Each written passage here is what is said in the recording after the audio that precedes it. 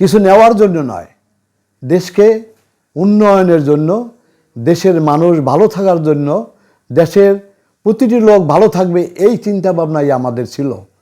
মুক্তিযোদ্ধাদের ভাতার ব্যাপারে আমি বলতে চাই, আমরা তো ভাতা চাইনি, আমরা তো ভাতা পাওয়ার দরকার নাই। এদেশের মানুষ যদি ভালো থাকে সেটাই তো আমার পাওয়া, এদেশের মানুষ যদি ভালো থাকে সেটাই তো আমার চাওয়া ছিল। কিন্তু আমরা কি পেলাম? আজকের ভাতা দিয়ে মুক্তিযোদ্ধাকে বিতর্কিত করা হয়েছে।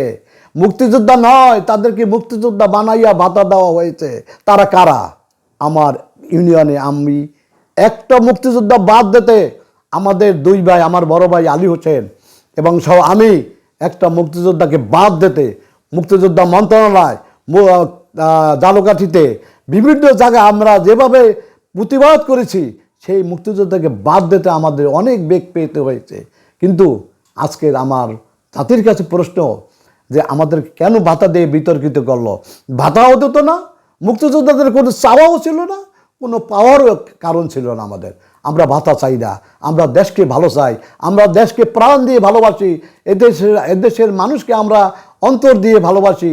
আজকের মানুষ না খেয়ে আছে, আজকের মানুষ বিভিন্নভাবে বিভিন্ন পর্যায়ে চলছে।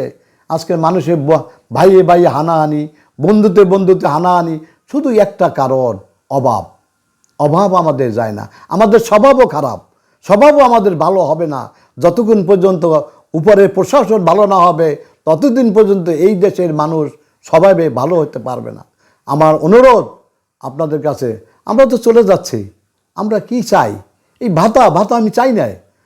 ভাতা আমি আমার জালকাঠিতে আমরা কিন্তু প্রথমেই ভাতা নিতে পারতাম, আমরা নেই নাই। কেননা অসহায় মানুষ, তাদের যারা মুক্তিযোদ্ধা অসহায় তারা পাক, তারা আগে নিক। তারা যখন যখন দেখলাম 5,000 করে টাকা দেয়, তখন আমার ইউনিয়নে বা আমার আশেপাশের লোক কেউ বাকি নাই টাকা নেওয়া। আমরা তখন ভাতায় শরিক হলাম, ভাতায় শরিকেই 5,000 থেকে আমরা ভাতা আরম্ভ করলাম। আমরা 3 ভাই, এক ভাই খুলনা থাকে মোংলায়, সেও ভালো স্বাবলম্বী, আর এক ভাই ঢাকায় থাকে, সেও স্বাবলম্বী, ঢাকায় বাড়িটারি আছে। আর সে মেহেরবানি, আমি ফুডে চাকরি করতাম, আমি ফুডে অ্যাসিস্ট্যান্ট ডাইরেক্টর হিসাবে রিটায়ার্ড করছি, আমি বর্তমানে পেনশনে আছি। আমি আল্লাহর অশেষ মেহেরবানি, আমি অনেক ভালো আছি। আমার চেয়ে সুখে এই পৃথিবীতে কেউ নাই, আমার কিছু নাই, তারপর আমি শুকরিয়া আদায় করছি আল্লাহর দরবারে। মুক্তিযোদ্ধা সন্তানদের জন্য আপনার কোনো উপদেশ? মুক্তিযোদ্ধার সন্তানদের উপদেশ, মুক্তিযোদ্ধার সন্তান যারা আছেন, বিশেষ করে আমার মেয়ে, আমার বড় ছোট মেয়ে, সে আমার একদিন বলল যে আব্বা, এই মুক্তিযোদ্ধা কোটা কী দরকার? আমি তখন চিন্তা করলাম তার কথায় যে ঠিকই তো বলছে, মুক্তিযোদ্ধারা আবার কোঠা নেবে কেন? কোঠা তো দরকার নাই। আমি কোঠায় চাকরি নেই নাই, আমার বড় মেয়ে চাকরি দিয়েছি, কোঠায় চাকরি হয় নাই। তার মুক্তিযোদ্ধা কোঠা কেন? যারা অমুক্তিযোদ্ধা, মুক্তিযুদ্ধ করে নাই, তাদের সন্তানরাই আজ প্রতিষ্ঠিত। আজকের মুক্তিযোদ্ধার সন্তানরা তারা গরিব ছিল, অনেক লেখাপড়া করাইতে পারে নাই, তাদেরকে ভালো খাওয়ান পোশাক দিতে পারে নাই, তারা যেই তিমিরে সেই তিমিরে হয়ে গেছে।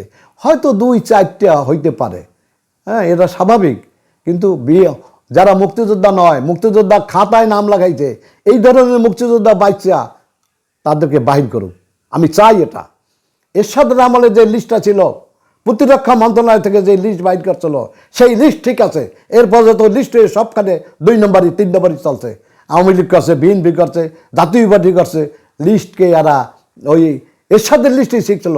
ও প্রতিরক্ষা মন্ত্রণালয় হাইকোর্টে তখনই ছিল, অফিস ছিল।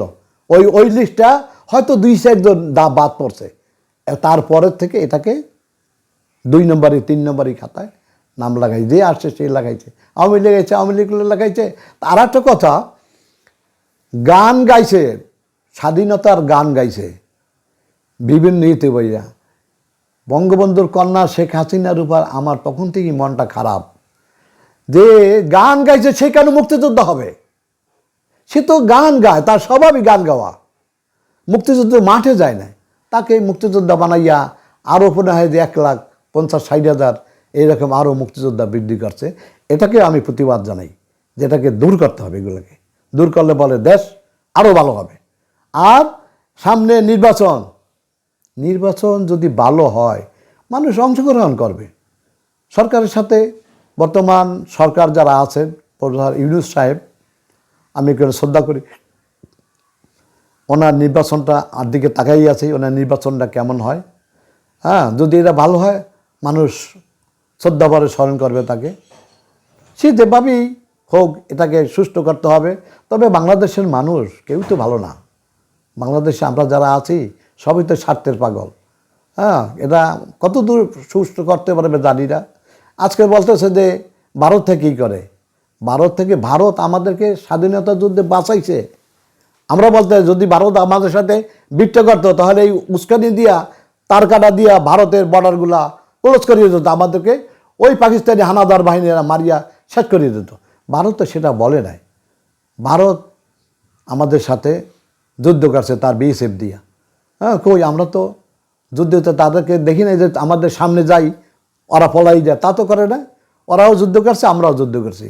ওদের উদ্দেশ্য কি সেটা আমি ওই বয়সে আমি বুঝতে পারি না, এখনও আমি বুঝতে পারি না কী জন্য কিছু লোক এখনও ভারত পরিপন্থী কথা বলে।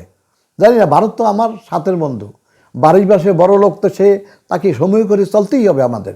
আর তার সাথে তার সাথে যদি জেদ ধরে কাজ করি তাহলে এরা দেশের মধ্যে ভালো হবে না, মঙ্গল হবে না। অনুরোধ, নেতা নেত্রী যারা আছেন, ভারত আমার প্রতিবেশী, আমার বাড়ির পাশের বড় লোক, তার সাথে যদি আমি চ্যালেঞ্জ করি তাহলে আমি সার্থকতা আনতে পারবো না।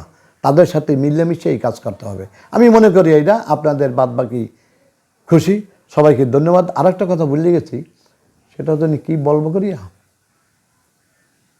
কোনটা জানি বলতে চাইছিলাম। মুক্তিযুদ্ধ সন্তানদের জন্য সন্তানদের আমি কোঠা দরকার নেই। নেতৃত্ব শেখ হাসিনা তো কোঠা বাদই দিয়েছিল।